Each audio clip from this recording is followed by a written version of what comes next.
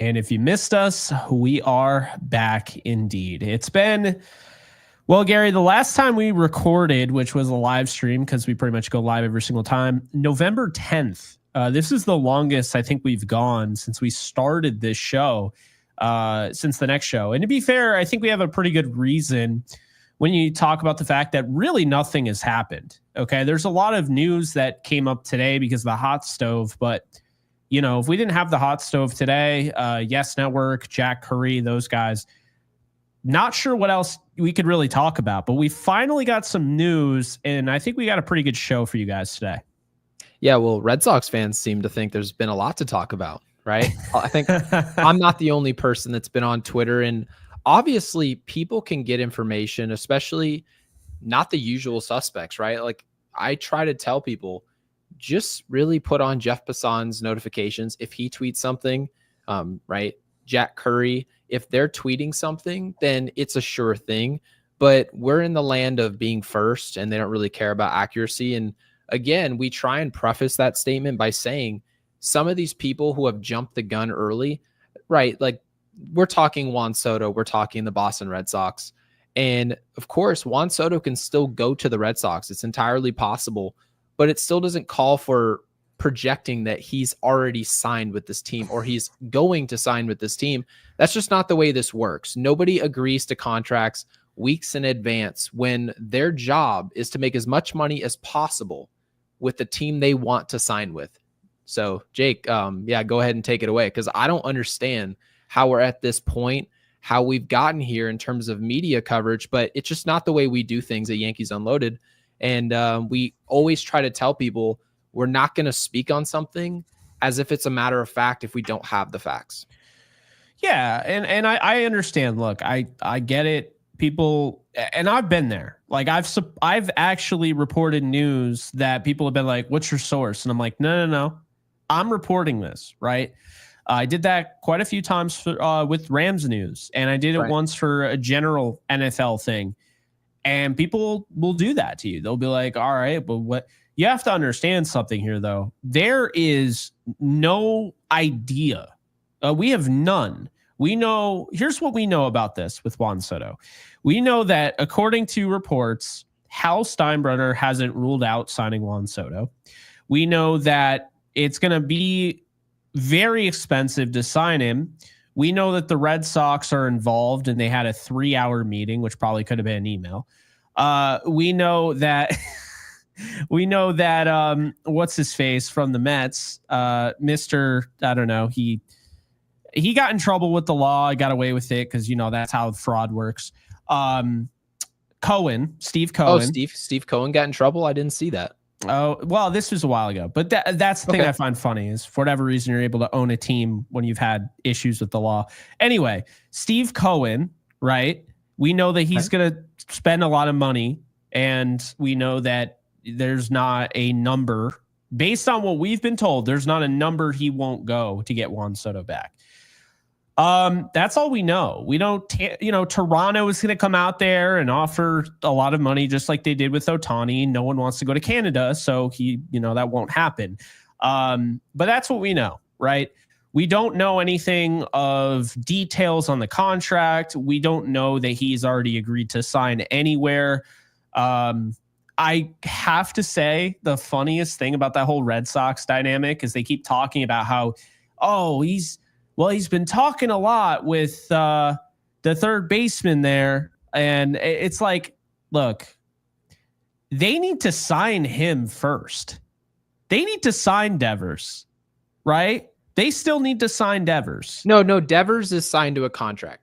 But here's the thing. Who cares who he talks to? Well, no. Devers wants a renewed deal. That was the big thing. I thought he was already under contract. I mean, he might be, but I think he wants another deal. No, but honestly, I don't even who cares regardless? Let's just pretend Rafael Devers was locked into a 20-year contract, right? We're just giving you a hypothetical. Who cares who he talks to? Do people really think that these players, for the most part, right? Obviously, you can find anecdotally certain players that are going to I don't know why. I don't know why do we act like, this guy talked to this person. How many people, think of it this way, we see so many different Japanese players hit free agency or become posted. And what do we hear about? Oh, I wonder if Hideki Matsui is going to come over and talk to said player. So then we can basically lock that down. You can't just call Hideki Matsui and expect to get said Japanese player. That's not the way that this works. There are all types of different factors, money being a factor, demographics being a factor. There are a ton of different factors. And people really think, oh, well, we call David Ortiz. No, David Ortiz can absolutely help. No question about it. David Ortiz is one of the most fun people to be around. He's only going to help the Red Sox organization, help nail down essentially Juan Soto to the organization. But to suggest that, oh, the reason we got him, we called David Ortiz. He sprayed some cologne on his chest and came over and talked to one of the most, who's going to be the richest player in baseball history. And we're going to suggest that he talked to a player who helped them win a World Series 15 years ago. And that's going to be the reason why. What are we actually saying here? So I see some people in the comments saying Soto to the Mets and no, to the meats. To the meats. To the meats. Are they going to get what's his face, De Los Meatballs this offseason? They're going to go De Los Meatballs. The collection of meats. And Jared Hodges, welcome in. We appreciate you being here. But people are under this impression, okay, Mets are going to be the highest bidder. They have the most money, right? The Red Sox. There have been a lot of reports, not just one, that the Red Sox have a strong Dominican culture within the organization. Is there something I'm missing with New York? Is there the melting pot city? No, not. Is there something that I'm not understanding? There's clearly something I don't get, because it seems as though, based on the media coverage, that Dominican people and culture are only residing in Boston. That's the way it's being covered, and that's the way they want me to interpret this information. So I don't get it.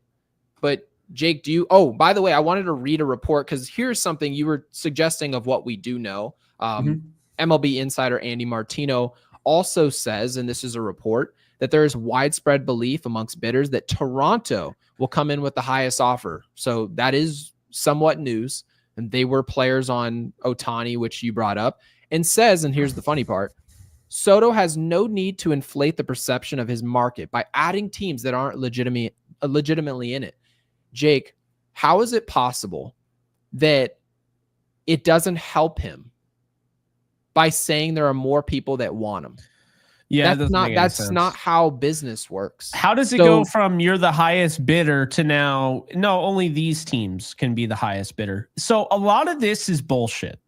Can we just this is not the truth. This is not. And this is nothing against Martino. I like him. I'm just saying, in general, everything that we've been spoon-fed about Juan Soto is bullshit. It really is. I mean, you can't say all 30 teams have an opportunity to get me and then say, well, except for you, and you, even if you're going to pay me the most. That's not what was sold to us. What was sold to us is he's going to the highest bidder no matter what. So I don't know. Like, and then this whole, oh, well, the Dominican, population and it's like, what the hell, man? I want to talk about baseball. What is this shit? I don't know. I don't get it. Now, of course, different players, right? Different ethnicities in different organizations somewhat can help, right? You have a Japanese player who plays for your team already. Yeah. That may help you sign another Japanese player. We get that. That's what they're saying. But to suggest that is the sole reason, oh, there's this Dominican guy who's going to be sitting next to my locker, that's why I came, that doesn't make sense. Now, Brian, who's been a member for the last 3 months, said, if Soto just wants the money, do you really want him? He'd be crazy to sign in the National League or anyone but the Yanks. Soto in Boston would be a mess. Now, yes, I would. Yeah. Because there have been plenty of companies that I've worked for, that I've worked very hard for, and Jake, I know you've worked for them as well, where you are trying to get paid as much money as possible. Now, we're not really a good comparison, or any normal person is not a good comparison with Juan Soto or any of these athletes, because we're talking about the difference in contract for wealthy people. What is the difference between living with $620 million versus $660? probably not much.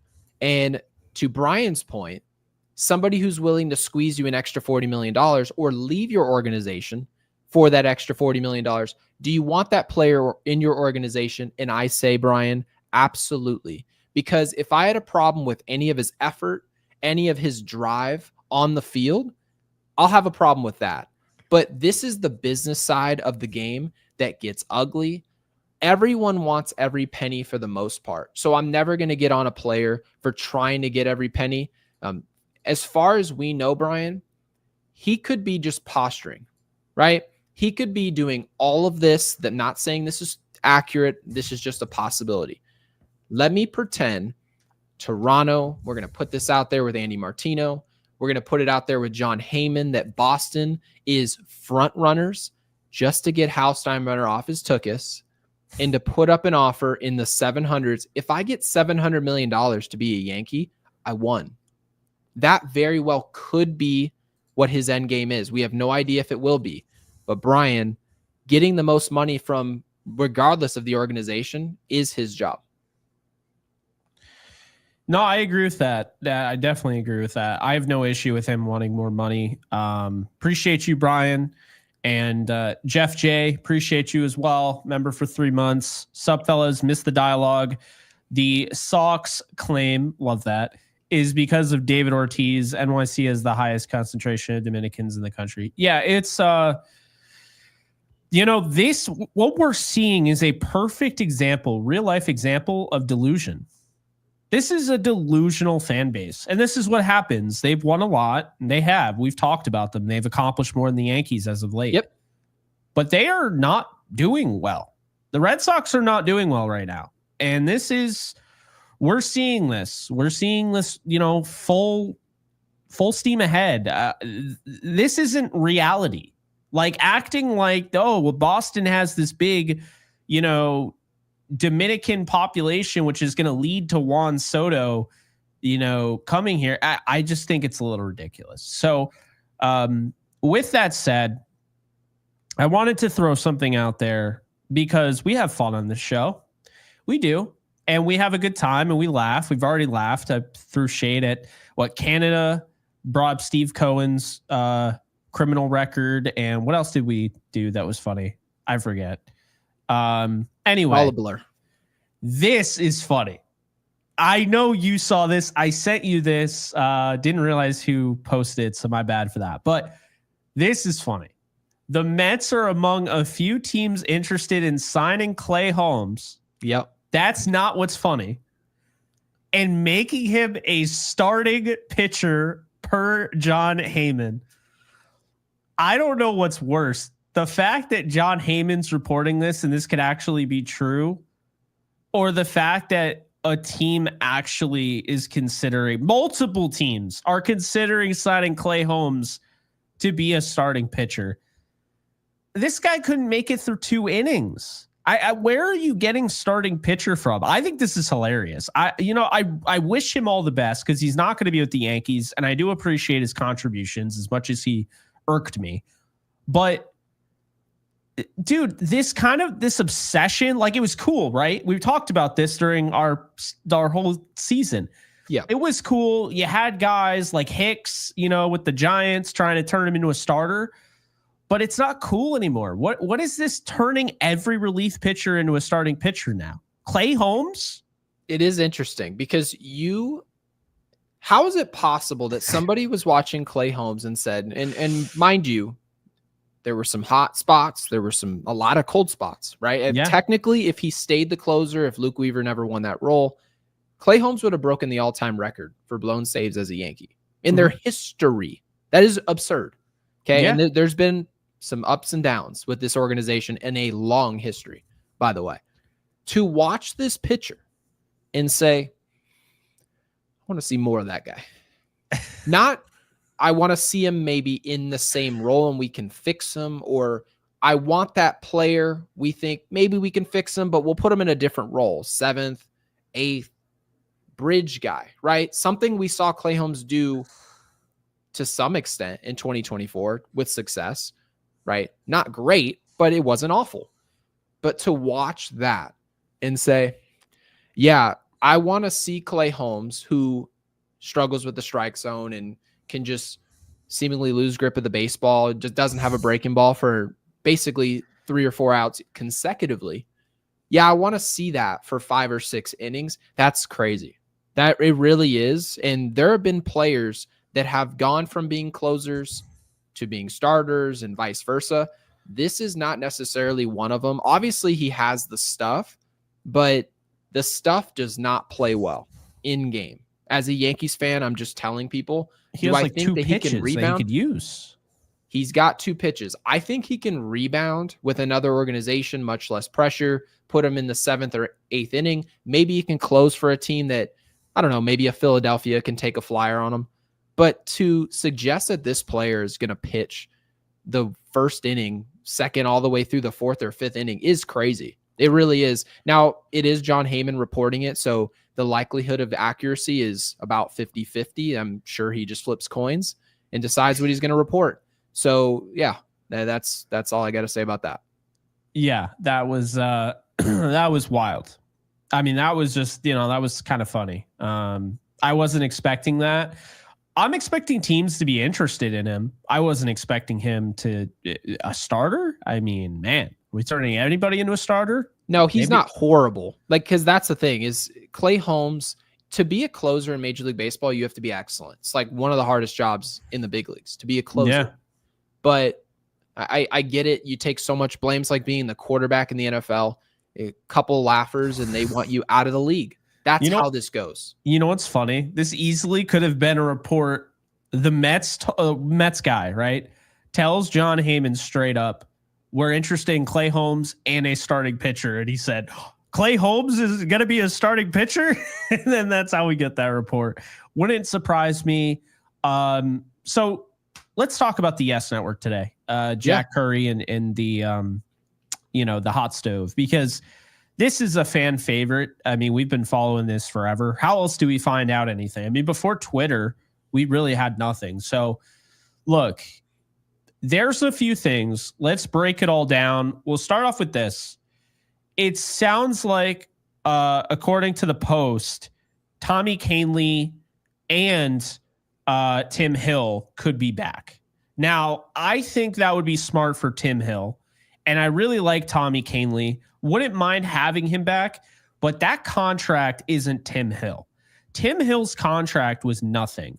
Tommy Kahnle, we're talking about in the 5 to 6. So when you get into 5 to 6 million for a closer, for a reliever, they have to be nails. And I thought Kahnle was that some of the time, but I didn't feel like he was that all of the time, like he needs to be worth that contract, just like Clay Holmes. So I found that interesting. Then in addition to that, Curry brought up there were internal conversations that the Yankees had on Corbin Burnes and Max Fried. You and I have said on this show before we were interested in Max Fried. Then I brought up the postseason stuff, and we're like, no. So yeah, people were getting mad at me. They're like, the context. You got to know the context. I'm like, what do you mean the context? I'm a baseball fan. I watched every game. Oh, man. I watch all the games. I don't just watch Yankees baseball. I'm fully aware that there are other baseball teams that play in this league. And a lot of times to figure out, how do we stack up against said team? You should watch said team and then basically walk away and say, okay, I think we can take them or not. Right. So having said that, when you bring up Corbin Burnes is a player that I think both of us are still wildly interested in, but the language of this sounds a lot like kicking tires. And from what I know, I agree with that.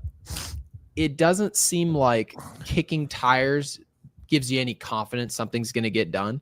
But I will say this about Brian Cashman. Brian Cashman has pulled the trigger on moves that we weren't expecting, right? He didn't deliberately tell us, oh, yeah, we don't want this player, and then he delivered a player. No, you'll just hear nothing about a player, or we'll say, oh, they've got some interest, or we'll gauge some interest, and then all of a sudden we just slam dunk. Giancarlo Stanton, perfect example. There weren't rumors that Giancarlo was coming to Pinstripes. Hardly any. And then he just lands in New York. So I don't know. I think obviously right now to project that anything else is going to happen. The Yankees saying, oh, we're going aggressive towards Corbin Burns, and then you don't get Soto, what are people going to say? Well, they didn't go all in on Soto, clearly. So the messaging right now, and rightfully so, is we're confident about Juan Soto, and that's exactly the quote that Jack Curry gave us. They are confident about their meeting with Juan Soto, and that number is roughly $700 million. So that may ruffle some feathers. Here in $700 million might sound crazy. Might sound, people say, oh, nobody's worth that money. It's a league with no salary cap. It's a league where you can write a check, which, by the way, Jake, we just mentioned Gleyber Torres. Jack Curry just told us Gleyber Torres is gone. He's gone. Yeah.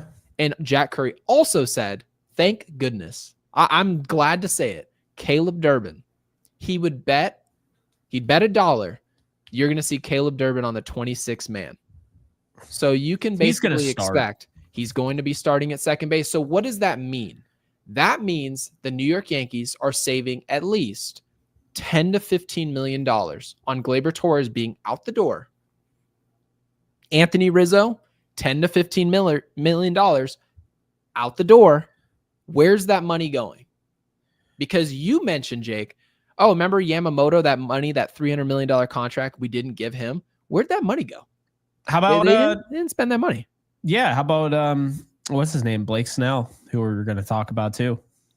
Yeah, they allocated money for both of them, and they got neither. So that money still is there. You tell us that you're interested in said player and you gave a certain offer. If the player accepted said offer, you would have been spending that money. Now, when that player says, oh, hold on a second, I don't want this offer. I'm going to go play with the Giants, or I'm going to go play with the Padres, any of these teams. I'm going to go play for the Dodgers, Yamamoto. Where did that contract go? Because everyone told me that, oh, well, this makes a lot of sense. You get Soto, all that money you were going to give Yamamoto, you can pivot and give the 26-year-old. Makes a lot of sense. But now we are in that offseason. Gleyber's now out the door. Rizzo's out the door. Some people want to get flexible and move a Stroman contract. You're talking about a lot of money. Holmes being out the door. We don't expect him back.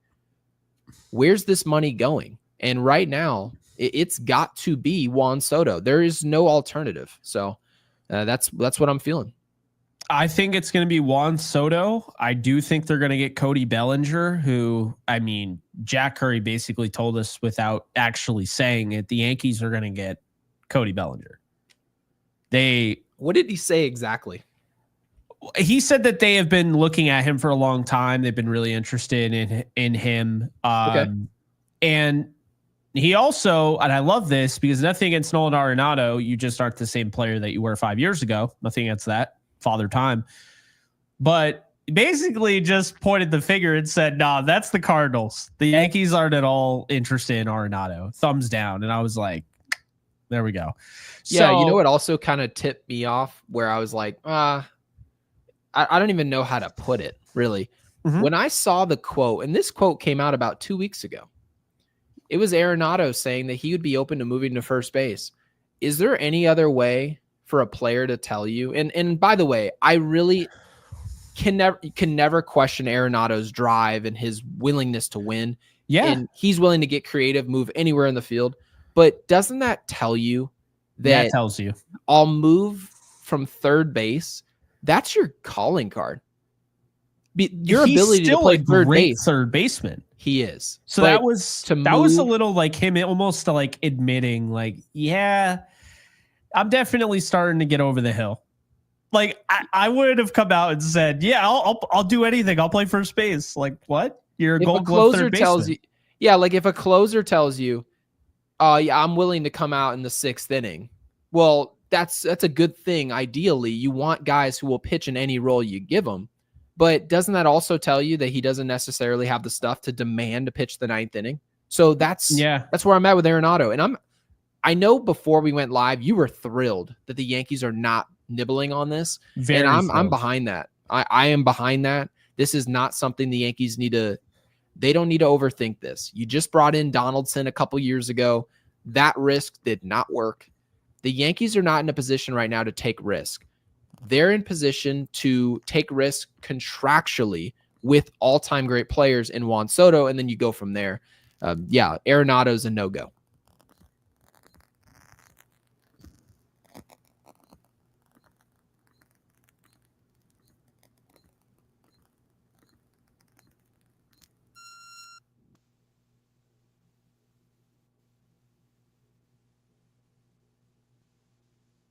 I think Jake just exploded.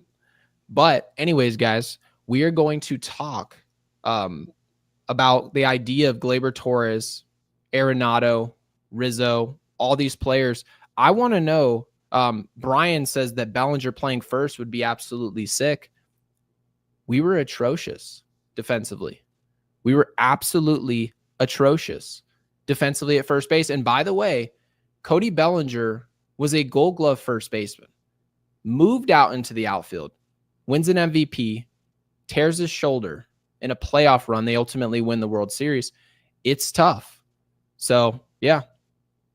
OMG says Gary Sheffield Sr. is the GOAT. Not quite, but we're close. We're close to the GOAT. I think my dad is probably somewhere in, yeah, OMG says Junior is okay. Yeah, I know. I'm an all-time great as well. No, my dad's probably somewhere in the top 50, but you'll take it. Yeah. Oh, Alex says press F for Jake, y'all. No, Jake's got the Kmart Wi-Fi. Nothing we can do about it. And Senor says the batting stance was. So yeah. But coming back to Cody Bellinger, we also have to remember the history with Cody and his family in terms of New York. His dad won multiple World Series championships. Obviously, he wasn't a key contributor, but he was on those rosters. And he also grew up. I was always, he was Gary Sheffield Jr. there for a second. I know you guys saw him. Yeah, so in general, there's some history there in pinstripes. And I think ideally, when you're talking about Cody Bellinger, he knows what it's like to be a Yankee. He can just ask his dad. I mean, it would be like signing me. I know what it would be like. So I like the idea of it. Love the fit. He's a contact left-handed bat. Some people are going to complain about the power numbers. They can do that. But how often do you really care about the power numbers in October when guys are actually getting hits? So that's where I'm at with it. OMG sends us a smiley face. Let's put this up there from Vinny. He said, do you guys have Jazz staying at third? If Durban moves to second base instead of Jazz, he was okay at third, but he will learn from World Series, won't have him at third. Okay, so I'm absolutely leaving Jazz Chisum at third base unless there's some other option that comes to the table. Because I can tell you right now, when you're talking about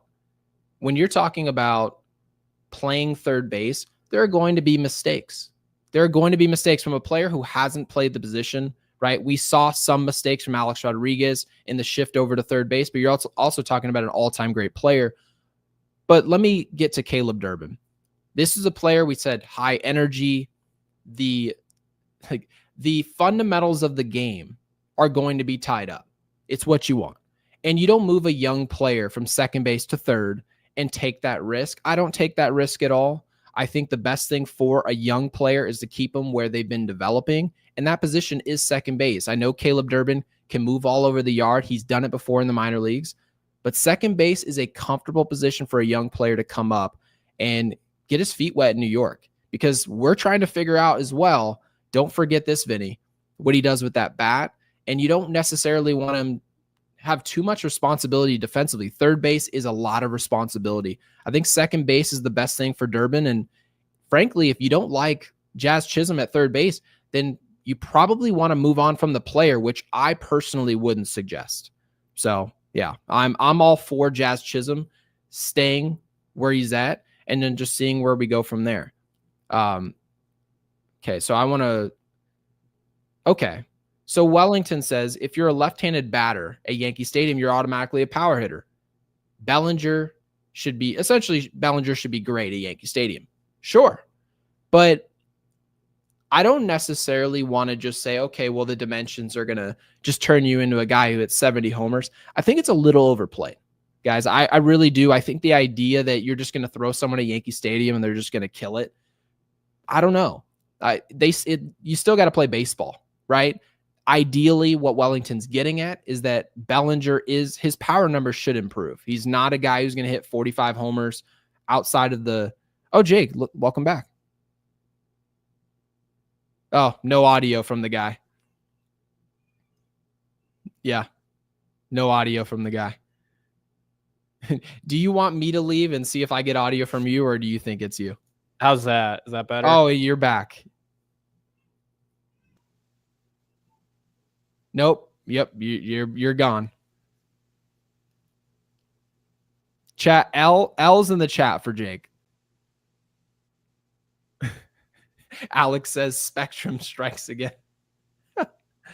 Yeah, Tanner. Oh my goodness. Oh, you're back. Yeah, Donaldson. He says Donaldson was never a Yankee. Look, when you don't contribute in New York, you essentially didn't exist. Unfortunately, that's just the way it goes. There we go. We got some L's in the chat. L Jake. Love all of Welcome you. Back. Yeah. So what were you talking about before I got ejected? I was talking about the idea. Oh, it was Donaldson. Yeah, but I was talking about the idea of Cody Bellinger being at first base. This is a much more athletic player at first. When you look at this organization, we're not, Juan Soto aside, look at the team, not very athletic. Caleb Durban is absolutely going to help that, right? Getting Gleyber Torres out of there. The fundamentals have already improved massively. Now, we are losing something by Gleyber Torres' bat being out the door. The second half of the year after the benching, his bat was very good. So there is something to replenish there. But as far as defense and fundamentals, Cody Bellinger hypothetically being at first base and Caleb Durban being at second base and a return of Juan Soto, the team is already way better. They just are. Now, how does that translate over 162? I don't know, but I can tell you guys this. In a postseason game where defense and speed actually matter, yeah, it's going to help this team. Yeah, I'm really excited about the prospect of getting Cody Bellinger. I've made it very clear. I'm a big fan of Caleb Durban. So yeah, I think the Bellinger thing is going to happen. I think they're going to get Juan Soto, and I kind of feel like they're going to get the guy that crushed us, that killed our dreams. I think they're going to get Walker Buehler. You know what's funny? I don't know. I have this feeling that they're going to get him. You know, I can't reveal my source. This is the weirdest thing that ever happened. So I was at church, right? After we had just lost the World Series. And a former Dodger, okay, I ran into him at church on the way out. And he says, Walker's definitely interested in New York. Definitely. Said that right to me.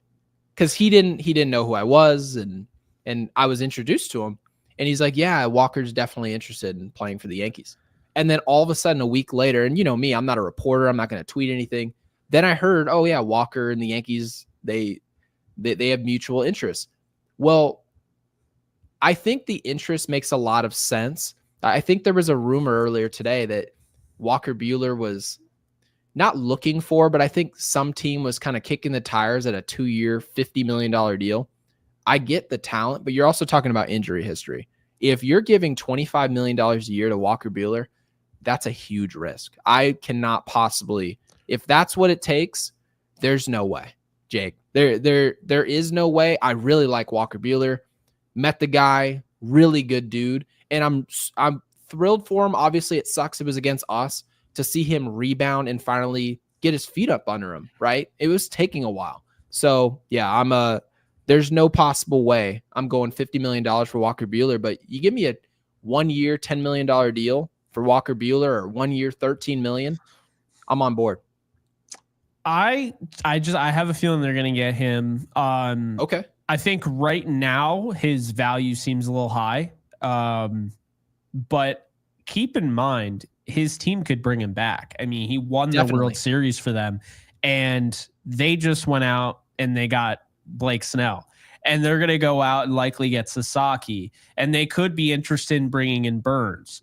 The point I'm making here is that the Dodgers aren't exactly helping his value, right? Because they're like, oh, well, we'll take anybody else other than Walker Buehler. I mean, good Lord. So I think he gets probably 4 years, $72 million if I had to guess. Oh, you think somebody is going to go?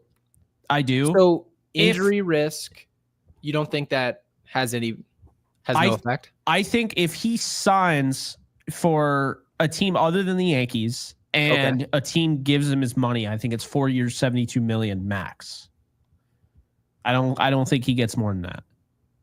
Because I believe that's a lot of contract for a player who's dealt with injuries, which, by the way, most of the league has dealt with injuries, right? we're not talking about like Dustin May level of injury where you have like back-to-back years of Tommy John, but we are talking about a guy who really, if you look at his numbers in 2024, Walker Buehler was not good. And this isn't necessarily an output thing. This is a what can his body deliver type of thing. His ERA was floating in the 5s and 6s all year. And when they asked him, hey, what do you think about contracts and returning to the Dodgers? His answer, and I actually brought this up on the show, was, I don't want to talk about my contract right now. I'm not performing. And that was a good answer. A really good answer. It was an accountable answer, something that we definitely would have been clapping our hands for if he was on our team. But I can tell you what, his body caught up with the talent in October, and it was to our detriment. So yeah, no, if he gets a 4-year, whatever, $42-52 million deal, you tip your cap. I personally don't go that route. I don't think, but wouldn't be opposed to him being a Yankee. Yeah, I see the fit. I could see them doing it. Personally, for me, I would just rather go after Corbin Burns, but I think we're getting into a league right now where we've already heard, right? Like they want to start. I mean, I think it's incredibly stupid. We talked about it. The Klarna pay later comment is amazing. Yeah. So by the way, I'm not sure if I believe this just occurred, but Kenny Ortiz just became a member. So welcome in, Kenny. We really appreciate that. Appreciate you. Appreciate you, brother. And Jordan. So I put this up on here for a reason. I really want to talk about this whole idea. So there's obviously a ton of jokes going around, right? Like Klarna, pay later, the Dodgers. Like at what point does Major League Baseball change the rule? But Jake, I have actually been pretty consistent on my take on this. And this may frustrate some people, especially Yankees fans. I personally am not bothered by these contracts being pushed into the future. And the reason for it, Jake, is that all teams can do it. Every single team. And I will tell you, the reason that everyone keeps giving up money in the now and, you can just pay me later. Dodgers, yeah, you just don't worry about it. You pay me in 2031. The reason it's happening is because the Dodgers have proven if you take a discount in the short term and get paid later, we've proven as a team, we're not going to stop spending after you come through the door. We go get an Ohtani. We're not done. We're going to go look at Yamamoto. We're going to go try and trade for Glass now, right? Guys, Burns is going to be a free agent. If Buehler's out the door, we're looking at Burns. That's the way we move. When you move like that as an organization, players want to be a part of your team and they'll find ways to do it. And doing that with your contract, does it piss some people off? Sure. But guess what, guys? The Yankees, if you really wanted to, you can offer Juan Soto a $750 million deal, pay him $300 million of that after 2040. And he could agree to it. But you need the track record to say, after they get me, are they going to be looking at Burns? Are they going to still be looking at a Buehler? Are they still going to be looking at upgrades? Are they going to look at an upgrade at second, first base, all these different places? And if you get an answer of yes, maybe those players consider it. No, I think that's definitely fair. And I think really what we agree on, like I'm not the same boat necessarily because I do think they are abusing a loophole that was made for the small markets to be able to compete with big markets. Sure. Which anybody can do. Mm-hmm. I think the biggest issue is honestly looking at like the Japanese pitchers, and hitters. And I think there needs to be a draft. I'm tired of this posting. I'm tired of all of it, really. I mean, let's be honest here. Ohtani was a guy that the Yankees probably get if a certain somebody who was scouting him and recruiting him and getting to know him very well didn't go over to the Angels and pretty much forced his hand to go there. I don't think that any of those, the posting, any of that should be the case. I don't think we should have international pool money. I think it's dumb. So you're telling me for just this time only, you have a cap on how much you can spend.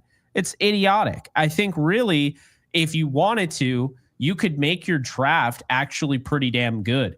Can you imagine if you had guys like Jason Dominguez in the MLB draft? People would watch. Like it's already it's cool. Hard, right? But if you had like let's talk about Murakami. Are you kidding me? Every baseball fan is tuning in to watch Murakami get drafted. Every and then it baseball turns fan's into tuning in to watch Roki Sasaki get drafted. And that's how you keep people. That's how you get people interested. So we're just going to get a tweet. Yeah, I know. That's the sad thing. That is the sad thing of it. This is how I look at it. This would be really good for baseball, not just to get people into the draft, but also it'd be good because I think it'd be fair. And I think there'd be safeguards in place too. You can't just have like the Orioles who pretty much created their team just by tanking every year. You wouldn't be able to just do that. I think that there would have to be some stipulations in place and some safeguards. But with that said, I think a Japanese international draft could be really good because it's different. Not everybody is going to draft the same. It's very different from the NFL draft. It almost gives you a little bit of a personality that other drafts don't have. Reason I say that is because if you're the New York Yankees and you're picking at 32, there might be guys still there that can compete right away. Whereas if you're, the Pirates or whoever, and you're picking number 1 overall, you're going after the young guy who might not even be ready yet, but a young guy that's going to be around for a long time.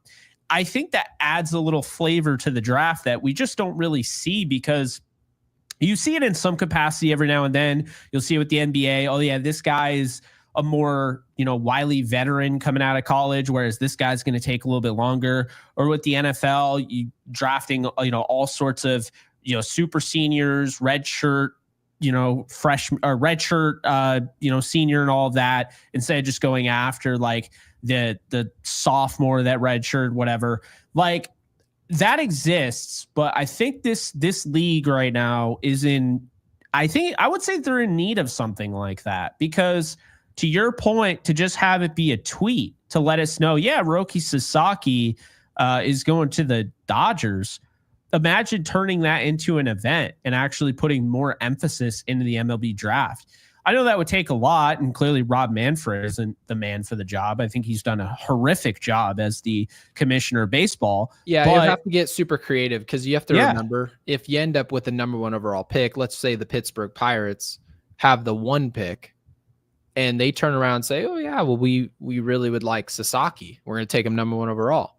Yeah. Well, a lot of those Japanese players, they don't want to play for that team. Like a lot of times, I know it sounds kind of crazy, but the way that baseball works, there's really only like 3 or 4 teams that Sasaki's even going to look at, right? He's going to look at perhaps the Giants. You're talking about the Padres, the Dodgers, the Yankees, right? And the list is short.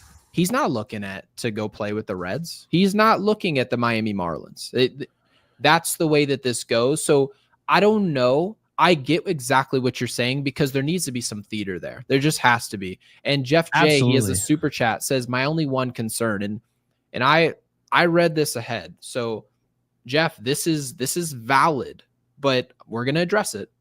While we pursue Soto, I don't see the other necessary moves occurring. Is this just a slow market? Or are they only playing with 1 deal at a time? We need Soto, but we need more to beat LA.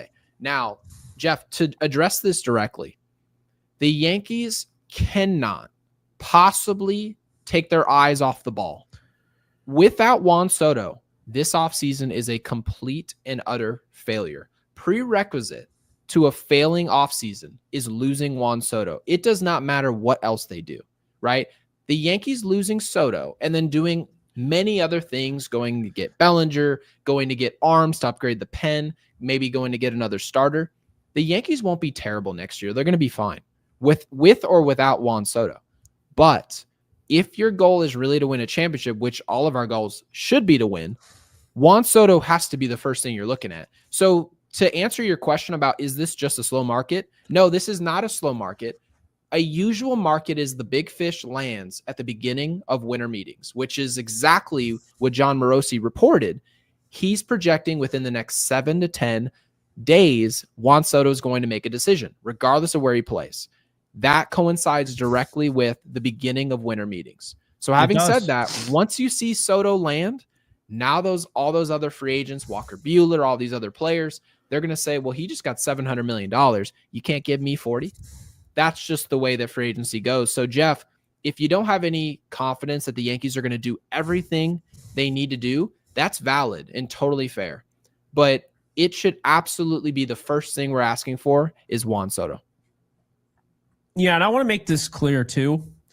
I think it's a bad look if you start negotiating with some of these other players before you've finished Juan Soto's contract. Yeah. And by the way, you know who had that cardinal sin that they committed? I mean, the Dodgers, but we knew that they weren't part of it. They're just to run up the bill. The Mets. The Mets signed Frankie Montas. That's the last thing I'm doing is going out of my way to sign this mid pitcher. That's a weird look. I don't think it looks good at all. Are you kidding me? And they can still get the player, because remember. Yeah, you could still get Soto, but like it's also Frankie Montas as well. So it's like, wait, you spent any of the time that you could have spent on me? You spent it on him? You didn't go out and get recruited in college.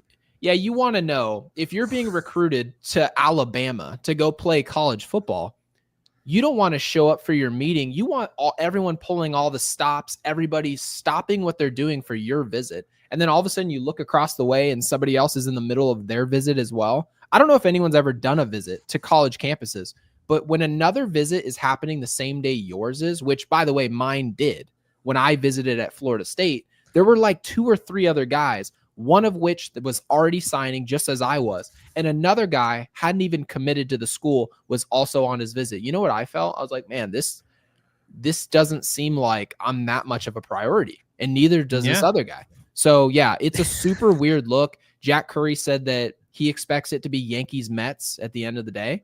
And, you know, we're going to see what happens with it. But yeah, it is weird to go sign a player like that ahead of the big fish. It's bizarre. I mean, let's be honest here. There's a reason why the Yankees haven't made this move already for Bellinger. They probably could trade for him tomorrow, but I think they want this. They're doing it the right way. They want this thing done.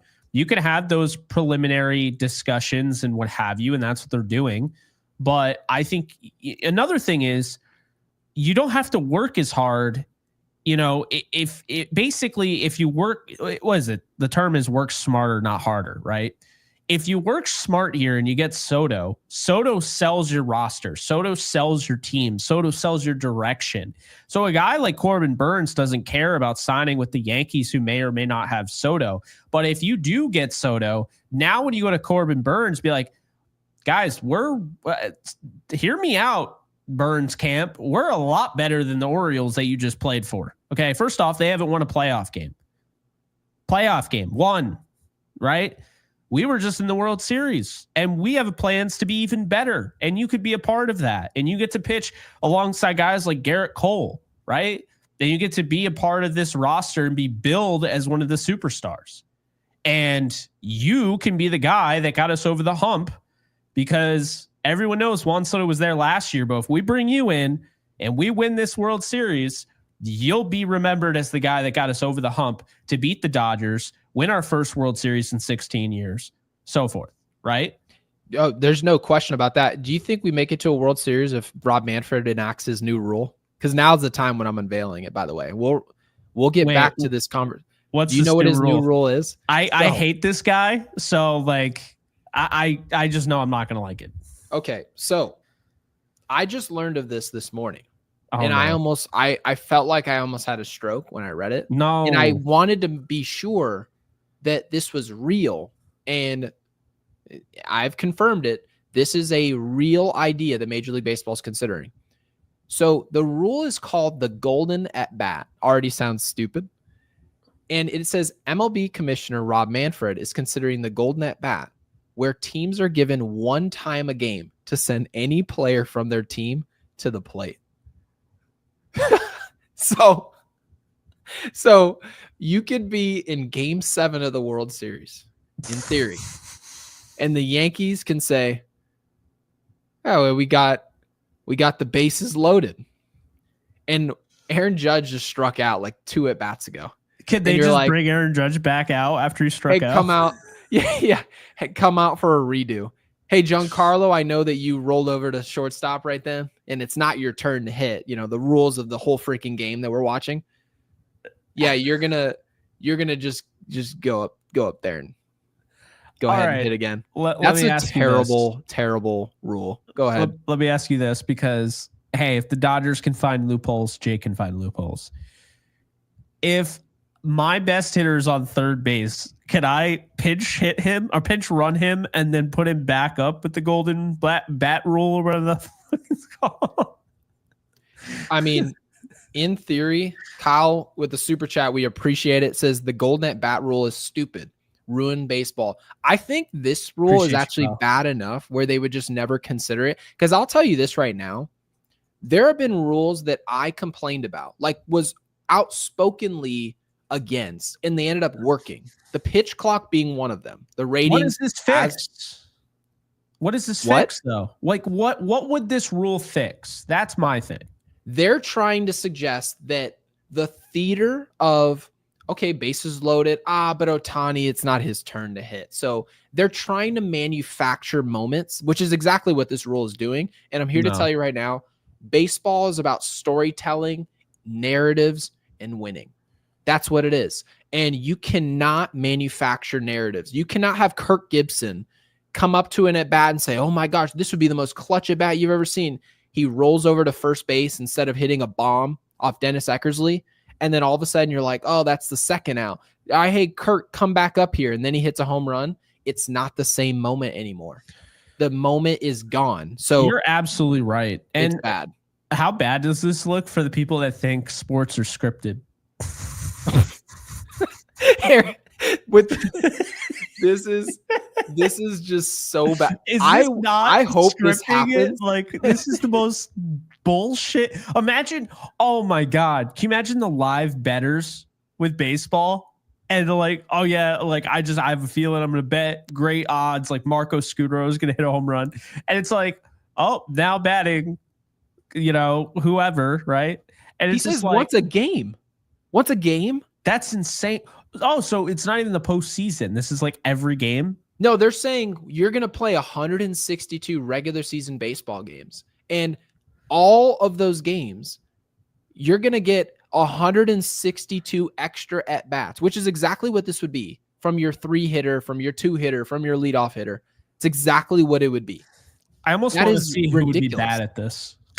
It would also ruin the stats. So it's so easy, like to just go up there and be like, "Oh yeah, best hitter." I would love to see how many people went all analytical and tried to overthink this and be like, "Yeah, well, lefty righty." It's like, bro, I get a chance to put Juan Soto up at the plate with the bases loaded, or I can, have this other guy because he's a little bit better against this pitcher. Like, are you kidding me? I bet you a lot of managers, because I don't think there are probably not more than 10 good managers in this league. So yeah, maybe 5, right? I mean, it's not full of good managing at all. So I would love to see these people like overthink things that are obvious. With that said, Kyle, we appreciate you. I believe Hal will get Soto deal done. Praying, I think so too. I've maintained my 90+% belief that he will be back as a Yankee. The other percent is really just the Mets. I really don't think it's going to happen. But if he went anywhere other than the Yankees, if I woke up and saw it, I would not be happy, but it would be the Mets. It wouldn't be the Red Sox. It wouldn't be the Blue Jays. It wouldn't be the Dodgers. I don't see why not with the Dodgers. I mean, at this point, why not? Like, I don't know why you wouldn't just. Do you think there's any reality? Because I'm actually curious of your answer. Mm-hmm. Do you think there's any reality where Juan Soto goes to the Mets, which I absolutely believe it is possible he goes to the Mets? Do you think it's possible he goes there and their offer isn't massively surpassing the Yankees? Because I'm of the belief that if the Yankees offer is close to the top offer, he's coming back to the Yankees. Don't offer 620. You can't offer 650 and expect to beat out an offer of in the mid 700s. Just not the way that this is going to go. But I'm of the belief that if he gets an offer, say the Mets offer 725 and the Yankees offer 705, I think it's absolutely a slam dunk for the Yankees. I think the Yankees, the only way they lose Soto is if they get like to 700 and they start getting a little, all right, we're about where I'm okay with. And then the Mets come out and they offer like 800. Right. That's how I see it. I still think it's possible because I think their owner is a jackass. Because I think that's just stupid to offer $800 million to a player. With that said, though, I do think he could get it done. I do. Because if say what you will about Juan Soto. If he's offered $800 million,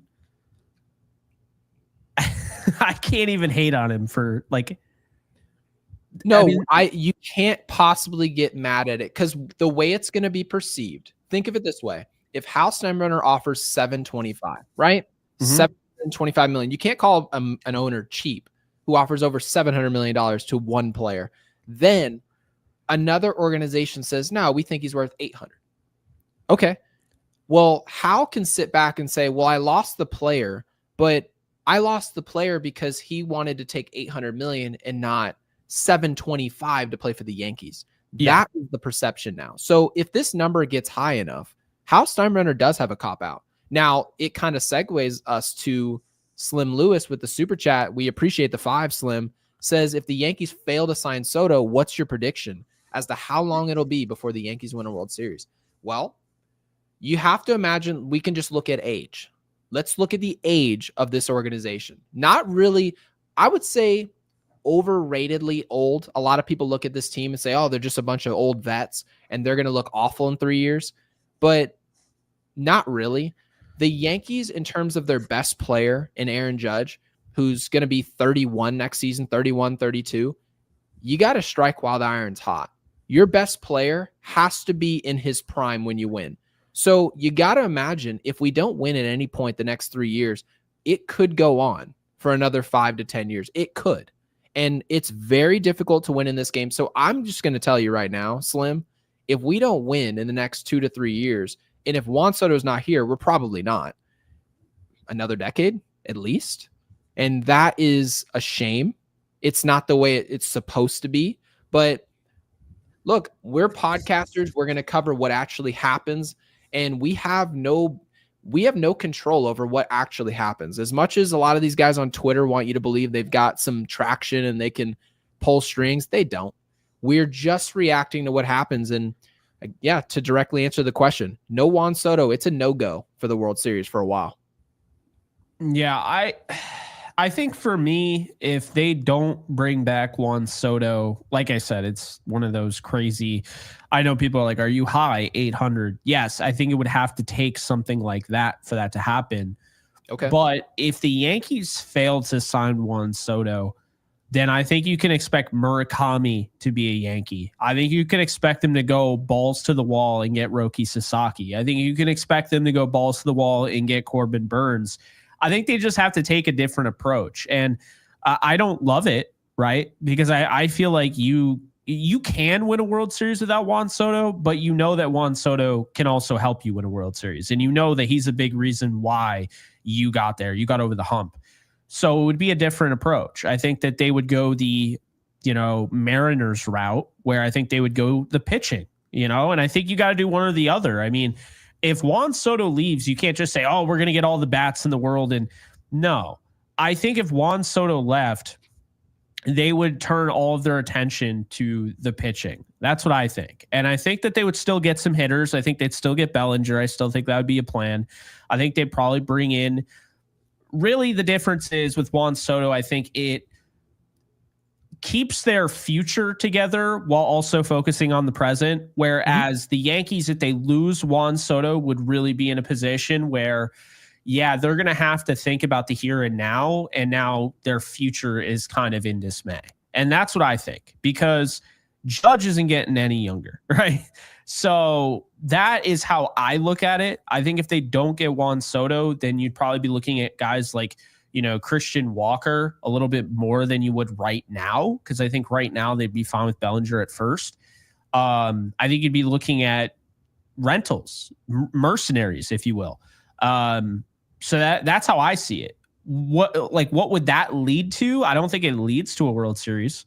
I think it would be quite some time before the Yankees win a World Series. I do think Juan Soto is dangerous because if they lose him, this could be like that of a curse. I think it could really hold them back. That's just dismal, because at the end of the day, if you offer $700 million and another team says, well, we'll give him $825, when's it too far? At what point? Right. Yeah. And again, this is not our money. So it's technically no number is too far if the owner says it's not.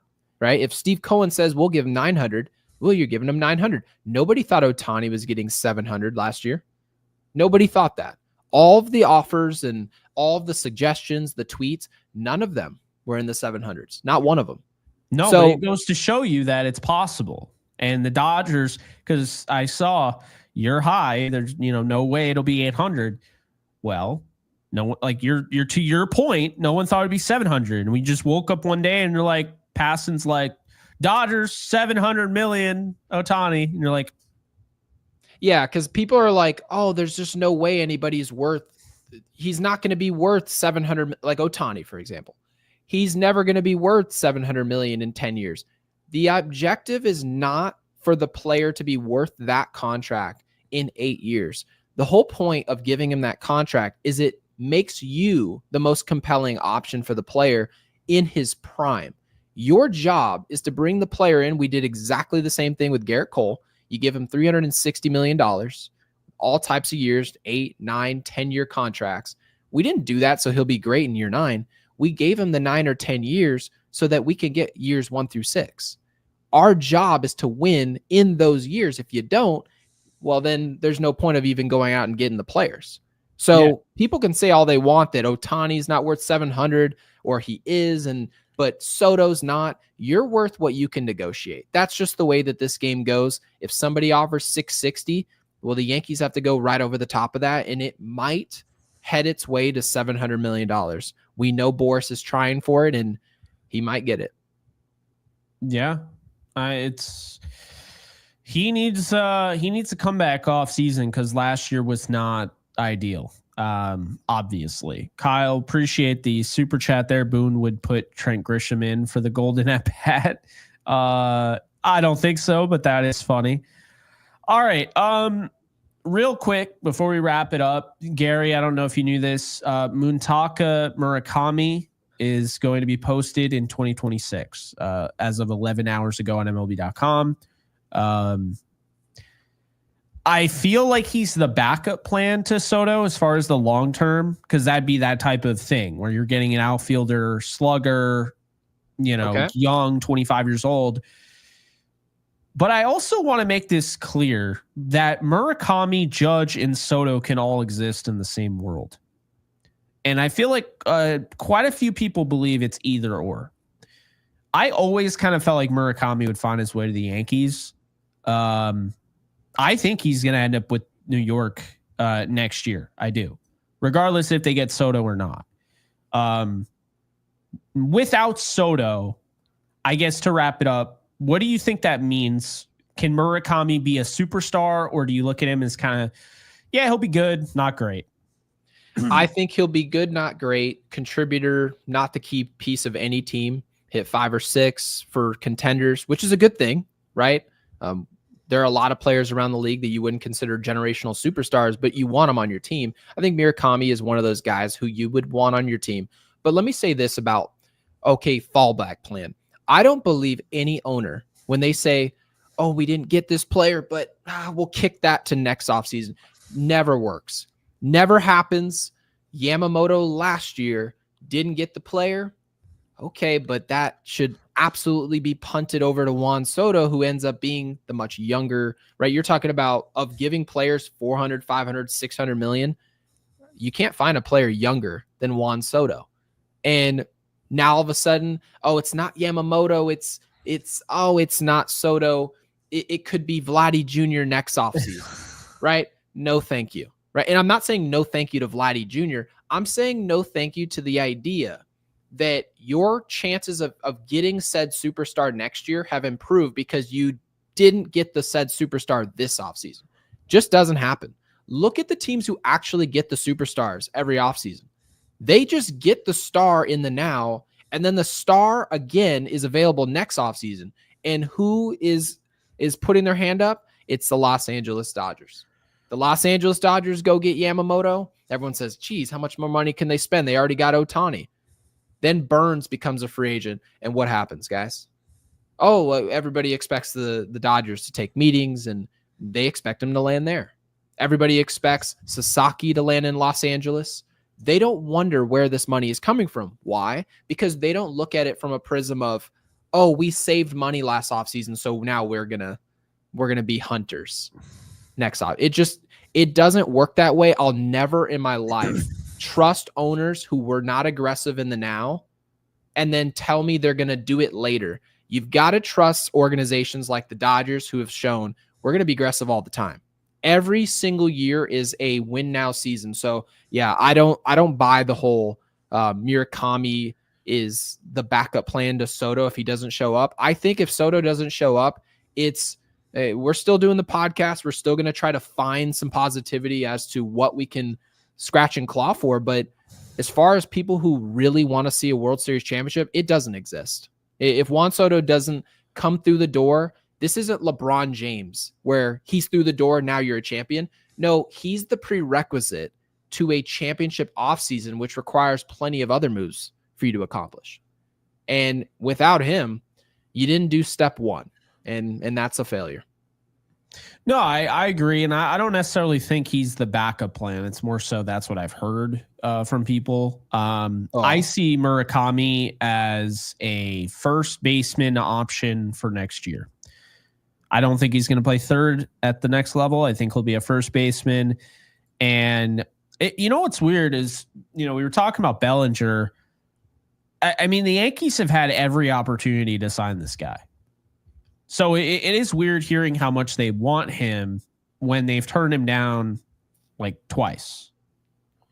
Yeah, I think they're seeing some of their flaws, though, because you have to remember, I think the Yankees thought they'd be better defensively. I thought they would look a little bit more athletic.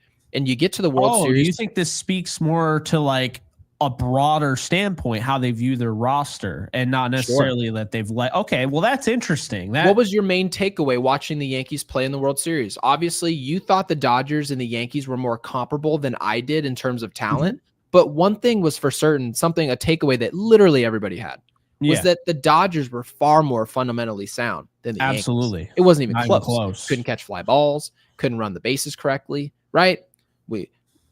We're sitting there trying to, I can't get my pitch comm to work. We just looked like we were aesthetically not a pleasing team to watch. That's just what it was. We were making errors, mental mistakes, physical, all of it, all of which can help be solved by bringing in a more athletic, young Cody Bellinger at first base. He obviously can play multiple positions. He's played outfield before.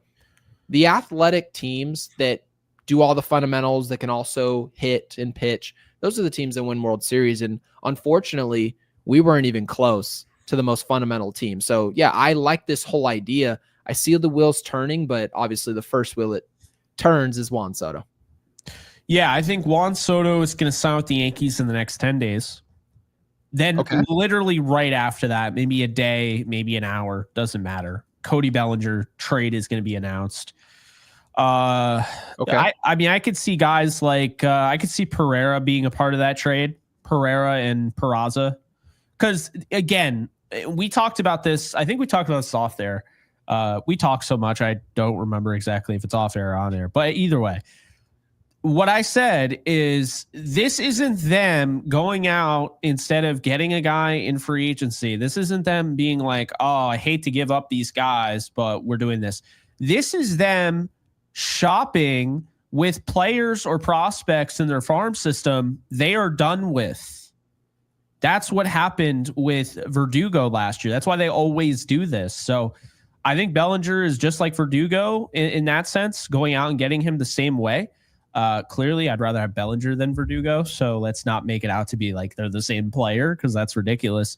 But I do think that, yeah, they're going to move some of those guys and they're going to get Bellinger. And I think the thing about Bellinger is that he can play center, he can play left field, he can play right field, he can play first. Gives him a lot of flexibility there. I think he'd likely be at first. If I'm going to be honest with you, I think he'd likely be at first.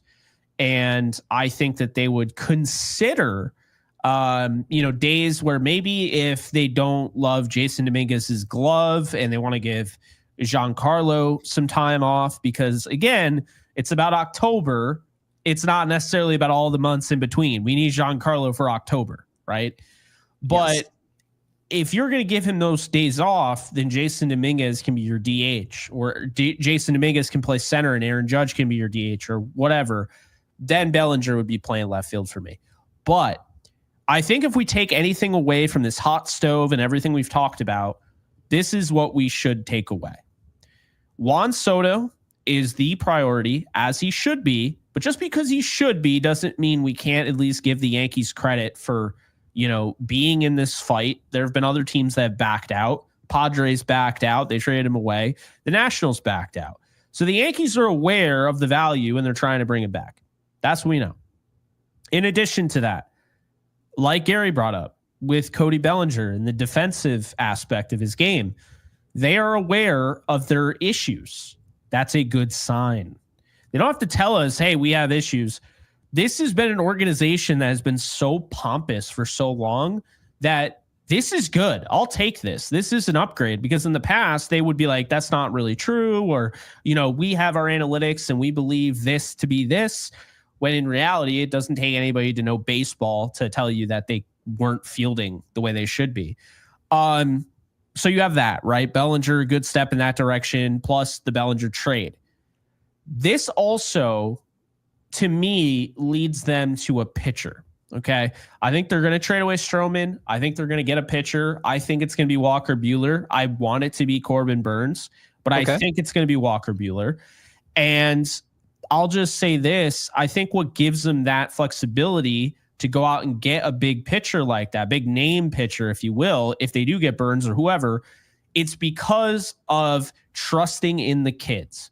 You have Austin Wells at catcher, right? Okay. First base, you'd have Bellinger. He's 29. That's good, right? He's not super old. And he'd be under contract another year after this year. So you have 2 years of control. Good stuff. At second, you have Caleb Durban, who's 25 years old. At shortstop, you'd have Anthony Volpe, who's 23, 24. At third base, you have Jazz. He's 26, 27, right? Then the outfield, Judge is getting up there, but he's still in his prime. You have Juan Soto, who would be 26, 27 years old. And you have Jason Dominguez, who'd be 21 years old. So this youth allows you now where you don't have to go out and get a big name bat. You got Bellinger, you brought back Soto. You feel good about your two young guys because now Jason Dominguez can play every day and Caleb Durban can play every day. And if these guys are any bit what you believe they're going to be, then you're good. You can just reevaluate at the trade deadline if you need to go out and add another bat because you have Giancarlo Stanton as well. Yeah, because I do see people in the chat saying that, well, I mean, you can't just give people certain roles, right? Like you're talking about players who aren't proven, and Caleb Durban is one of those players. Absolutely true. And it's totally true. But one thing's for certain. Any team in baseball history that's ever brought up a young player, right? And we saw it with the Houston Astros, right? They get rid of Carlos Correa. Everyone's wondering what in the world are they thinking? And they just said, well, we're going to trust the development of said player. Well, who the hell are you talking about, right? And now all of a sudden he's winning MVPs of rounds in the postseason. Now, did that necessarily have to happen for it to be a good move? No, but what it goes to show you guys is that you can't see what you got in a young player unless you actually let him play. And if he ends up being a dud, the Yankees can spend more money than anybody. We can also get more aggressive than anybody in the deadline. So if you need to replace somebody and get a bat over at second base because Durban's not doing it, well, we can do that. We're not going to sink or swim based on our output of a second baseman. So that's what people need to understand. And also, guys, when Caleb Durban's playing second base, it's most importantly cheap.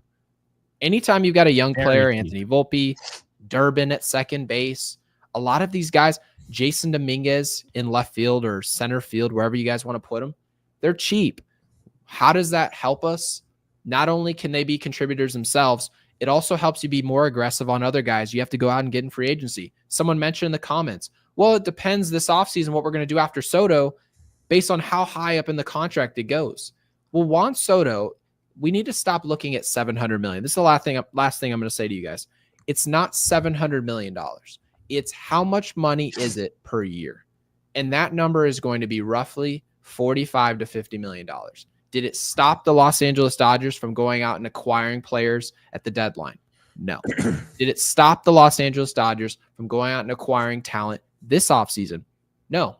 Doesn't seem like it's going to. They're still looking out to go get Hernandez back, right? They're looking at Burns. They're looking at all types of talent. So what does this mean? If we go young, there's a reward. They can perform. It also helps us go top dollar elsewhere. Absolutely. Very well said. Adames was brought up here. I also wanted to point out that they mentioned the Yankees really like Adames for whatever that's worth. So that's what Jack Curry said. The Yankees really like Adames. I don't think they're going to be in that ballpark. I just don't. I think the Dodgers will be in there. And I think kind of, just wrapping it up here, to your point, to my point, really, is that if you're able to get creative, this is all about team building. Okay. And the thing about team building is it's not one size fits all. Okay. A lot of different teams have a lot of different ways that they go about building a team. Some go through the farm system, some tank to get good draft picks like the Orioles. Some sign everybody, right? Some do a mixture of those. Some find guys in waivers, right? The Yankees have been that bargain bin hunting team in the past. Some find their closer at the end of the season that they had the whole time and didn't even know it. Yeah. The point is there are so many different ways to build a team. And this isn't just this sport. It's any sport. And that's the cool thing about player acquisition. It's why people get so fascinated by it, because it's not just free agency and waivers and the farm system. It's also trades. And there's just different things that come into play. So the Yankees, in my opinion, they are taking advantage of doing it the right way. They're taking advantage of the fact that Jason Dominguez is a top prospect. He's a huge name, right? Huge name. So if Dominguez doesn't work out in left field, you can trade him at the deadline. But they're going to let him roll, and they should, at left field. Now, with that said, having Jason Dominguez there, to your point, means they don't have to spend $30 million on a bat. In addition to that, you have Caleb Durban at second base. You and I both said we wanted Gleyber back, but we understand this is a business. Gleyber probably played himself out of their market, and they're getting excited. This is a Caleb Durban player that they've been really excited about. A lot of their scouts and so forth have been really high on and said he's higher in their terms of their list than the lists you see out there. I've seen that multiple times. Scouts are higher on Caleb Durban than MLB.com is. I've seen that. Scouts weren't very high on Jose Altuve either. Yeah. He's 5'6". He can't hit a ball 500 feet. Scouts weren't high on him either. Guys, he literally had to pay money to be able to try out for the team. So there's all types of talent around baseball. Guys who are key contributors today that no one gave a rip about when they're in the minor leagues. Just the way that this sport goes. But if we're not going to spend that money and we're going to take a risk by putting Durban on the field, you're right. You're going to let Gleyber Torres go. You're going to say, okay, Jason Dominguez, we're going to give you the keys. You're going to start in center field. If that's the case, that money that you're saving needs to go outbound. If it doesn't, Jake, the idea of Durban at second base is no longer as sexy. It's no longer as fun. No, I'm not that excited about it. If you're telling me, hey, I want you to get excited about this young kid out of the farm system, but we just lost a generational superstar and he headed to Boston or he headed to the cross town to the New York Mets, do I really give as much of a rip about Caleb Durban? No, because there's no end game to win a World Series. We're now just fighting to win 92 games and lose in a wild card at a division series. That is not good enough for this organization. So very clear for us to get excited about these young players. We've got to do mission number one. And people can argue all day long about the blurred lines. Oh, I want this player in this position, first base, left field. We got to figure out what's going on in right field first. That's has to happen. Without it, I mean, it's going to be, oh, by the way, I just saw the movie on my screen, so I didn't want to forget it. Is it my turn to do the movie? I don't remember, man. Because I went to theaters. Oh, this is how ADD I am. I was in the middle of a thought, and then I saw this. I saw The Wild Robot in theaters. Oh, you did bring this up last time. Gosh dang it. 10 out of 10 That movie. means you're the one that got the last movie. That's right. It sure does. That's how long. Well, it was the last time I was in theaters. The Wild Robot. I gotta. This podcast is brought to you by The Wild Robot. I got a show for you guys. if you stuck around for this long to watch our episode, I got a show for you. Okay. That show is Suits. I just started watching it. I'm on season 2. I also just started watching it. No way. Yeah, when did you start? I don't know, maybe 6 or 7 days ago. I'm on like episode 6. I just started like 3 days ago. It's making me feel like I could just be a lawyer if I just read a couple books. Or apparently you don't have to do anything. You could just I just picked up a book and I'm one of the best lawyers anyone's ever seen. Yeah. So, All right. hey, it's not a Yankees Unloaded without technical difficulties. Forgetting who had the movie the last time. Yeah, that's doing the same movie. That's the best. Oh my God, that's an all timer. So we're going to be around. Yeah, we're not going anywhere. So we're definitely going to be around. We're going to have more of these. Do we do one next week? Do we go to 2 a week as this thing gets closer? Who knows? We'll keep you guys posted on that. But we will keep you guys updated as the whole hot stove and off season Gary Spector and Jake Ross. But as this whole off season, winds down, we'll make sure, we got everything covered. So appreciate you guys hanging out with us. Be sure to drop Suits in the comments section if you stuck around, and we'll see you guys in the next episode. And like this video.